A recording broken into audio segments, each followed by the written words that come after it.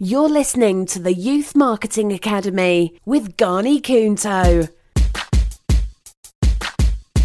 Stay tuned for your daily dose of insights that matter. In all of our books, in our reports, in our talks that we give, it's all about change and how we react and adapt to it. Youth marketing's challenge is right now in dealing with the change in the environment. But of course, we know that dealing with change, even though sometimes the change is simple, it's not something that's quite easy to do, especially when we're dealing with a large organization. In today's episode, we have a special guest who can give us a unique insight on how organizations and leaders deal with change. We have with us Jody Dharmawan. He is a diver, a runner, and an aspiring triathlete. And he also happens to be the CEO of Lee Cooper in Indonesia. If you're not familiar with the brand, Lee Cooper is, of course, a denim brand that has been around since 1908, so that's more than 100 years. And part of what's unique about it is that when you think about denim and jeans, you think about the US, while Lee Cooper comes from the UK. All right, so here's Jody on how he leads his organization through change. One thing that I recently learned, I don't think people are resisting to change. People are just resisting to the transition of change. So when I tell them, if this change is going to make a better life for you, most of them like the idea of that. People like to change into a better life. But it's the transition of it that is the painful bit that they don't want to go through. So getting the buy-in normally doesn't take too long.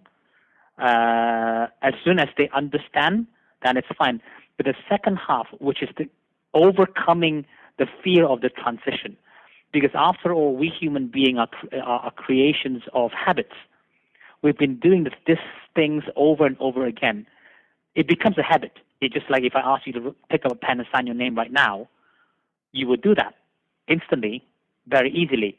Now, if I ask you to pick the pen with your other hand and try to sign your name, you find it uneasy. And you just, as a result, you won't do it. But if you understand that if you can now use both hands, because what is wrong with your other hand? Nothing is wrong with it. It's just you're habitually using one right hand.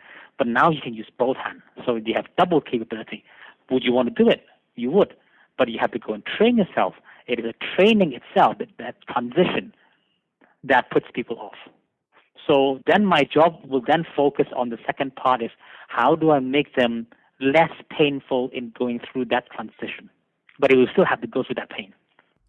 It's like taking up any new sport, isn't it? Or improving any sport that you're already used to playing. You still have to go through that transition phase, which a lot of people just don't bother doing because it takes work. Exactly. It's people said running is bad for the knees. It's not running. It's the way you run that is bad for your knees. So you've got to change the way you run. Now, I've been running like this for the last 46 years, and all of a sudden you ask me to change the way I run. Okay, that becomes difficult. Yet change you did, right? Which I did. I changed totally the way I run, my running format. And as a result, I don't have any more pains on my knees. I don't have any more pains on my heels. I can run barefoot. But for most people, the natural reaction is to avoid pain. So what do you say to your staff, to your people who are resisting, well, as you said, not change, but the transition of change? You will get through it. Well, according to some psychologists, they said it only takes you 21 days to actually get rid or pick up a new habit. It only takes 21 days. Now, then you need to commit to it. That's one. Number two, you need to have a very high sense of awareness. Because subconsciously, you will go back to where you were. It's just like when you make a sandcastle on the beach.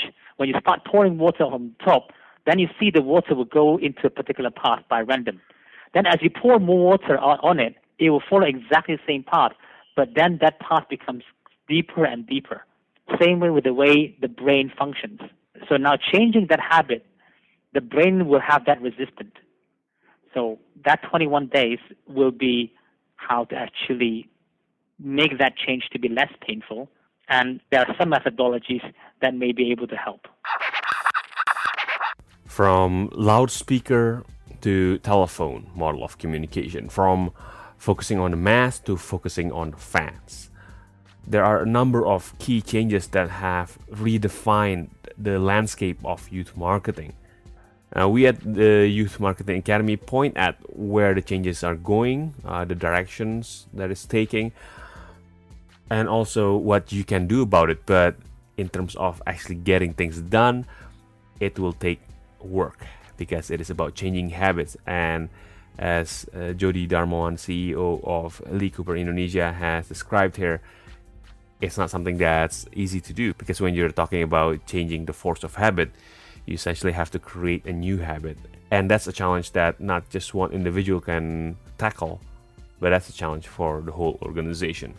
That's it for today's episode of Youth Marketing Academy. I'm Ghani Kunto. See you next time. Have a great day. Take care. Youth Marketing Academy. Get the latest insights at www.youthmarketingacademy.com.